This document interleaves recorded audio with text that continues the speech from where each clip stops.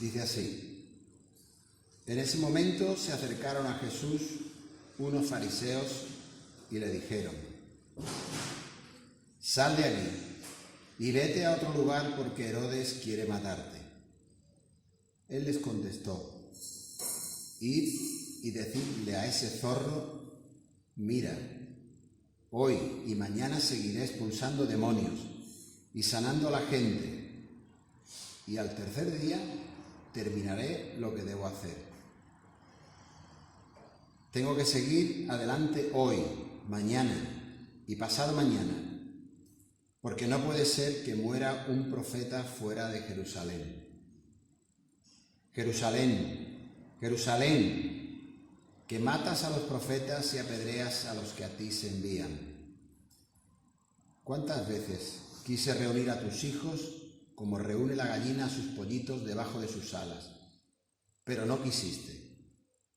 Pues bien, vuestra casa va a quedar abandonada, y os advierto que ya no volveréis a verme hasta el día que digáis: bendito el que viene en el nombre del Señor. Amén.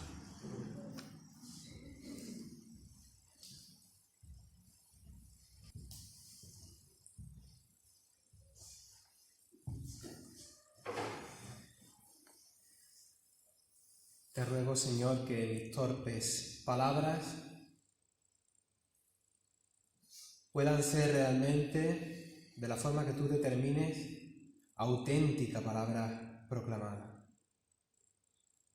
Y que cada persona pueda retener en su corazón lo que verdaderamente quieres enseñarnos hoy. En el nombre de nuestro Señor Jesucristo. Amén.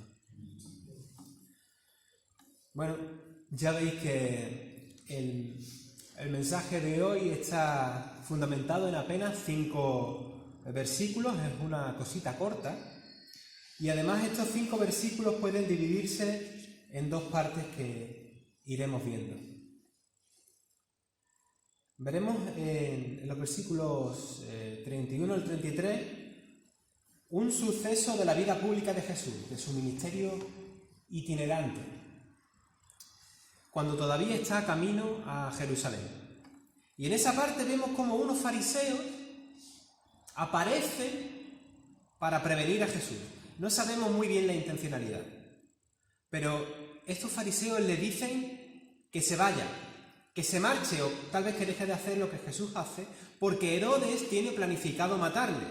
Es un momento para escapar o para pasar desapercibido, para irse. Es un ultimátum a su ministerio en ese lugar. Alguien, parece ser Herodes, quiere tapar la boca de Jesús y que se vaya a otro lado. Y como estos fariseos dicen que Herodes quiere matarlo, entendemos que Jesús se encontraba todavía en el territorio de Herodes Antipas, uno de los hijos de Herodes el Grande, que era el tetrarca, Antipas era el tetrarca de Galilea y de una zona que está al este del Jordán, que se llama Perea. Supongo que os llama la atención, igual que a mí, que los fariseos, que siempre o casi siempre aparecen como enemigos de Jesús, sean los que vienen aquí, ¿no?, a avisarle de que corre peligro. Es raro, ¿no? Es raro. ¿Sería en aquel momento este mensaje de los fariseos sobre las intenciones de Herodes un mensaje verdadero? ¿Sería verdad que en aquellos momentos Herodes quería matarlo? ¿O sería, como hoy en día hay tantas, una fake news, un bulo, un embuste para quitarse a Jesús de en medio? ¿Cómo es que los fariseos, que tampoco es que estuviesen muy contentos o muy en la línea de Herodes, cómo es que ellos iban a estar al corriente de las intenciones de este tetrarca?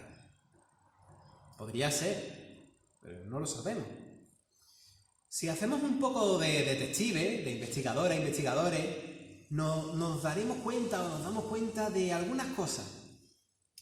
Por ejemplo, cuando vamos a Marcos capítulo 6, versículos del 24 al 26, ahí descubrimos algo.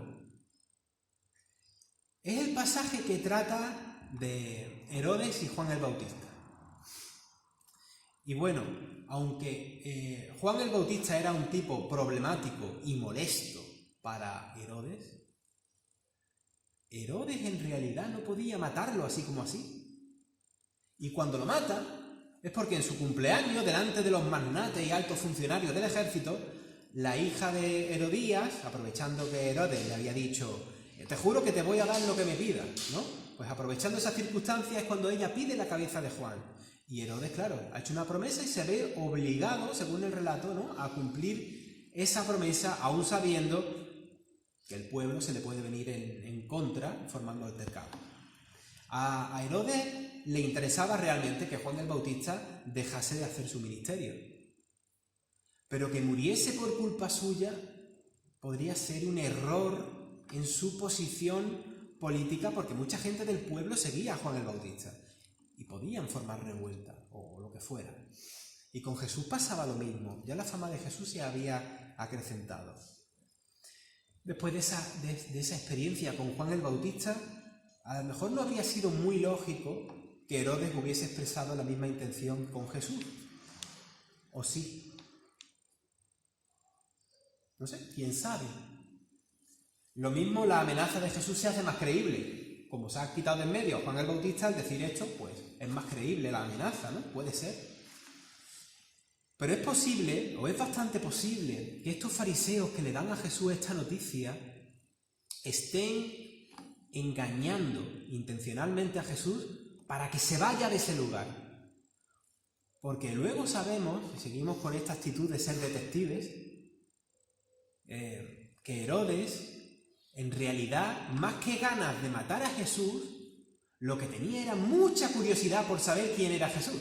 Y esto aparece en Lucas 9, versículo 9. Herodes estaba frito por ver quién era ese Jesús del que escuchaba tantas cosas. Y cuando Jesús es arrestado, ya mucho más adelante, y lo llevan a Herodes, en Lucas 23, 15, Herodes, al igual que Pilato, después de entrevistarlo, pues no encuentra motivos para sentenciar a muerte a Jesús. Así que lo mismo este mensaje que tienen los fariseos aquí de, oye, vete Jesús, que Herodes quiere matarte, pues fuese en realidad una de las típicas astucias de los fariseos para deshacerse de Jesús o de confrontarle de alguna manera. O quizá podría ser un rumor falso levantado por el mismo Herodes, en realidad podría ser perfectamente para meter miedo a Jesús. Pero de todas maneras, no hay duda de que el gobierno de Herodes, como también algunos sectores religiosos de aquel tiempo, pues realmente deseaban que Jesús, que ya, como digo, ya tenía una fama considerable, pues no actuase en su territorio para no causar revuelo en el pueblo. Y eso se ve también en el texto ese que decía de Lucas 9, del 7 al 9, donde Herodes está sorprendido por la actividad de Jesús. Pero ¿podría haber, de todas formas, fariseos con buenas intenciones que quisieran realmente avisar a Jesús de corazón, dándole un mensaje verdadero de lo que habían oído respecto a Herodes? Puede ser, también. No todos los fariseos eran enemigos de Jesús. Y al principio del capítulo siguiente, el que viene a continuación, vemos que Jesús va y come en la casa de un fariseo. Y siempre hay algún que otro fariseo, incluso algún que otro escriba, que estaba de su parte. Y otros que simplemente se acercan simplemente porque quieren conocerle, para ver, a ver por dónde va este Jesús, para examinar su doctrina. Y hay fariseos que le seguían en secreto. La comunidad de fariseos estaba dividida en torno a Jesús. Y esto se ve en los años posteriores después. También, digamos, desde la historiografía se puede ver. Así que sí, que pudo haber algunos bien intencionados fariseos que fueron a transmitirle el rumor de que Herodes quería matarlo, tanto si era una falsa alarma como si no. Lo habían oído y simplemente pues querían prevenirle. Pero más allá de nuestra actitud de investigador e investigadora que estamos teniendo, que seguro que nos encanta, ¿no?, escudriñar detalle de este tipo, lo que realmente nos impacta, pienso yo, es la forma en que Jesús responde a esta noticia que vienen a darle, ¿verdad? La respuesta, en la versión de la Reina Valera del 60, que es la que tenía más cerca en casa, dice, y les dijo, id y decid a aquella zorra, he aquí echo fuera demonios y hago curaciones hoy y mañana, y al tercer día termino mi obra. Sin embargo, es necesario que hoy y mañana y pasado mañana siga mi camino, porque no es posible que un profeta muera fuera de Jerusalén. Por vía de estos mismos emisarios fariseos, de estos fariseos, Jesús quiere llevar de vuelta otro mensaje para este tetrarca, tratándolo de zorro. Y hay quienes dicen que al llamarle zorro o zorra, según la versión, la traducción, como en la Reina Valera, es un epíteto para expresar que Jesús se ha dado cuenta de que Herodes está siendo astuto, como un zorro, al usar un bulo para meterle miedo, pero que es una astucia cobarde para deshacerse de él. Una mentira para que se sienta perseguido y para que se vaya de allí sin tener una confrontación real. Independientemente de eso, que son especulaciones, me tendréis que perdonar que esta mañana estamos trabajando con muchas especulaciones, es cierto. Pero lo interesante, digo, es la respuesta de Jesús, ¿no? La respuesta de Jesús indica que su obra de expulsar demonios y de hacer curaciones no está condicionada por ningún Herodes. Vamos, que los poderes de este mundo no le van a acobardar ni a impedir que deje de hacer la misión que tiene que hacer. Y pregunto, ¿y a nosotros, no? A nosotros, discípulas y discípulos en el mundo de hoy. Son los poderes políticos, son los poderes financieros, son los poderes ideológicos, la corriente de pensamiento del mundo, los que nos dicen hasta cuándo podemos hacer lo que el Señor nos manda hacer. Son estos poderes los que marcan nuestra agenda, los que nos limitan.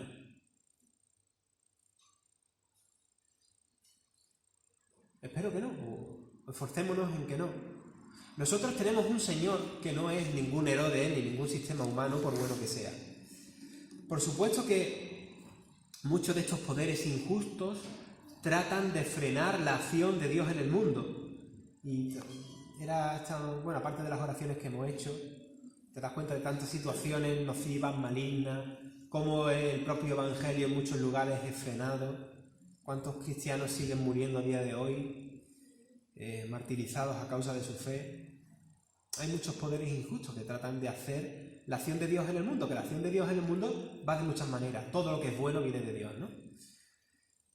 En fin, y la respuesta de Jesús no se queda ahí. En la respuesta de Jesús dice, como con otras palabras, Herodes, tranquilo, dentro de 3 días termino mi obra por aquí.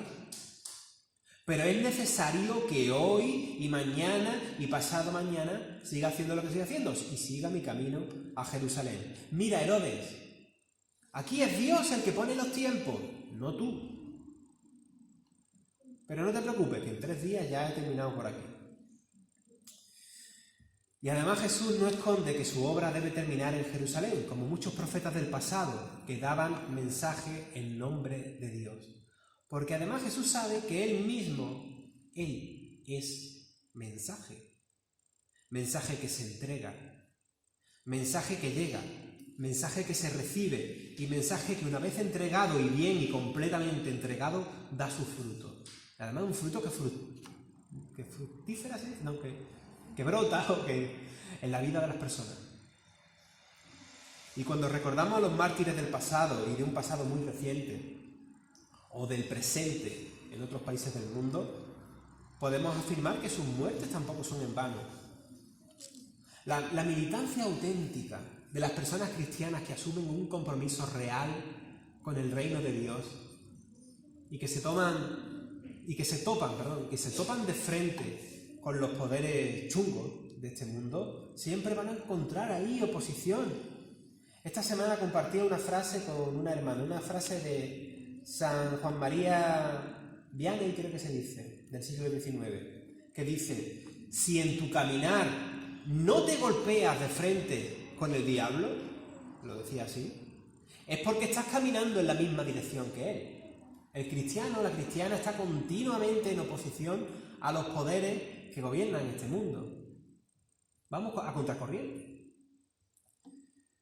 Bueno, Jesús dice: si tengo que morir será allí, en Jerusalén, como se ha ido haciendo continuamente con los enviados de Dios.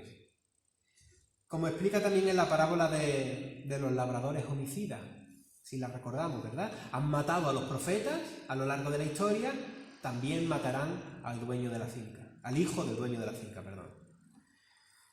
Y por eso, con la emocionalidad que todo esto implica, acto seguido, tras esta explicación, Jesús lanza unos lamentos. Y esta es la segunda parte del texto. La segunda parte corresponde solamente a 2 versículos, el 34 y el 35. Y aquí tenemos una lamentación de Jesús sobre Jerusalén, por no acoger, por no recibir a las personas comisionadas por Dios, los profetas, y por darle una muerte injusta. Ese es el lamento de Jesús. Jesús ve que la historia se sigue repitiendo, pero que esta vez le toca a él, al hijo del dueño de la finca, por utilizar el guiño a esa parábola de los labradores homicidas. Qué triste para Jesús, qué triste para los que están en sintonía con Dios, que la gran ciudad de Jerusalén, ciudad donde se encontraba el templo de Dios, fuese una ciudad de muerte. ¿Y qué hay? ¿Qué hay con los ambientes, las estructuras o los espacios donde debe respirarse comunión con Dios, que se traduce también en comunión con nuestros prójimos, y sin embargo, bien sea por el legalismo religioso, por una religiosidad muerta o lo que sea, por fanatismo de tantos que hay, o por los motivos que sean, terminan por ser ambientes tóxicos?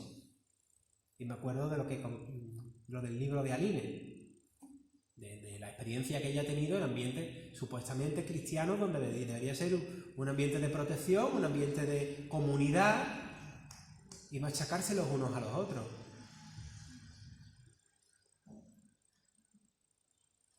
Jerusalén tendría que haber sido ejemplar como centro de la fe de Israel. Hoy en día la Iglesia cristiana debería ser ejemplo de fe en el resucitado. Pero cuánto daño se sigue haciendo hoy en día, y a veces en nombre de Dios. Y ya os digo, como pastor, de una forma u otra estoy familiarizado con un montón de historias de este tipo. A lo mejor estoy aquí estirando un poquito el texto bíblico en esta parte, pero es que es algo que irremediablemente me lleva a pensarlo, porque he conocido a muchas personas heridas por las iglesias, casi destruidas, psicológicamente destrozadas. Entonces esto es un tema terriblemente serio. Jerusalén, Jerusalén, decía Jesús. Hoy podríamos decir: iglesia, iglesia. ¿Cuántas veces quise juntar a tus hijos como la gallina a sus polluelos debajo de sus alas, y no quisiste? Porque estáis en guerra unos con otros, en fin. Vemos como de una forma u otra el Señor está tratando de hacer esto todavía, de cobijarnos juntos bajo sus alas a día de hoy, como el ejemplo este de la gallina, ¿verdad? Ahora sí, ahora la perspectiva quizá no es la de aquel tiempo, ahora la perspectiva que ya existe la Iglesia cristiana, que estamos en el nuevo pacto, que estamos ya saboreando, ¿verdad? Por adelantado el reino, pues estamos en una posición distinta, pero es lo mismo en realidad. Y veo cómo las grandes iglesias cristianas se reconcilian, o por lo menos tratan de hacerlo, tratan de comprenderse y hacer cosas juntos, y cómo otras iglesias independientes también tratan de hacerlo. Y eso yo creo, no lo dudo, impulsado por el Espíritu de Dios. Es el Señor el que está haciendo estos movimientos de tratar de llevarnos bien lo uno con lo otro, de ser un solo cuerpo. Yo lo creo así. Pero fíjate una cosa, a pesar de eso todavía se sigue siendo reticente los unos con los otros. Hoy no solo se hace acepción de personas, cosa que a Dios no le gusta, por cierto, sino acepción de comunidades cristianas. Y esto incluso dentro todavía, que tú estás viendo cómo va ese soplo, por decirlo de alguna forma, unificador del Señor, y ves cómo se mejoran las relaciones, que se trabaja por ser un solo cuerpo, y a la vez, mientras viene esa catarata, te das cuenta que todavía se siguen excluyendo a hermanas y hermanos dentro de ese mismo impulso conciliador. Y yo sé que algunos aquí sabéis de qué estoy hablando. La imagen maternal de la gallina y los polluelos, o de los pollitos, que refleja la imposibilidad, entre comillas, de que estos polluelos puedan ser reunidos bajo las alas de la gallina, muestra hasta qué punto los propios polluelos, las personas, tienen autonomía tanto para decidir no meterse, no ponerse debajo de las alas, de esas dulces alas, como también para tratar de sí meterse bajo esas alas, pero a empujones, echando fuera a los otros pollitos. Si el Señor nos quiere cobijar a sus hijas e hijos como un mismo pueblo y hacer de nosotros un solo cuerpo, no andemos a empujones y picotazos con otras hermanas y hermanos. No seamos la versión moderna de lo que Jesús se está quejando en este pasaje, de ese tipo de personas de las que Jesús se queja. Los pollitos bajo las alas de la gallina están todos juntitos, calentitos bajo la madre, pero también se dan calor los unos a los otros. Está el calor de la madre, pero también el calorcito que uno y otro se dan. Esa es la vida comunitaria, esa es la vida de fe, ¿no?, de los cristianos. Yo, que a mí no me gusta hablar de mí en las predicaciones, pero bueno, yo, cuando desempeño mi rol representando a esta iglesia, yo debo parecer el pollito tonto. El pollito tonto. Que lógicamente entabla comunión y compañerismo cristiano con aquellos otros pollitos, ¿verdad?, que aceptan y se ponen juntitos con nosotros. Son muchos, gracias a Dios. Pero soy el pollito tonto que va y busca tener comunión con los que todavía nos dan empujones y picotazos. Y los picotazos algunas veces duelen, ¿eh?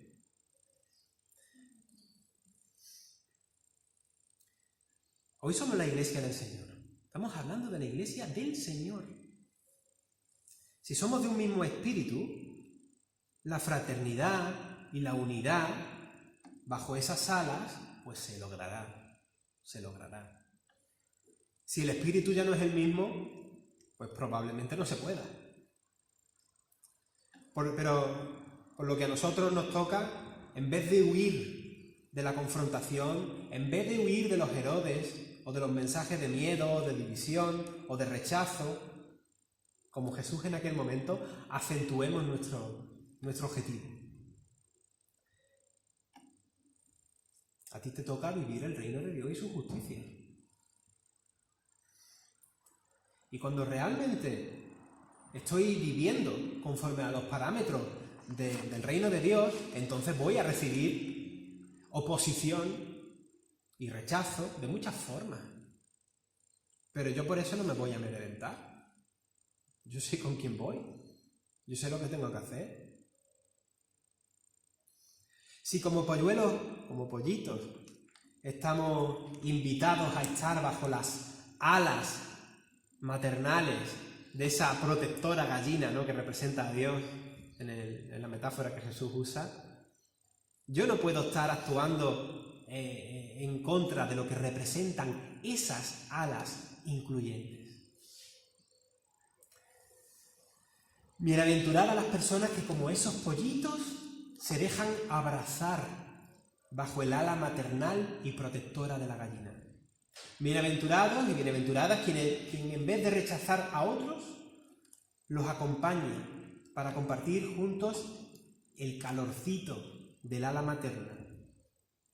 Bienaventuradas las personas decididas a trabajar por el reino de Dios y que no temen a los emisarios de los poderes de este mundo, sino que con tesón promueven la buena noticia de Dios, cueste lo que cueste.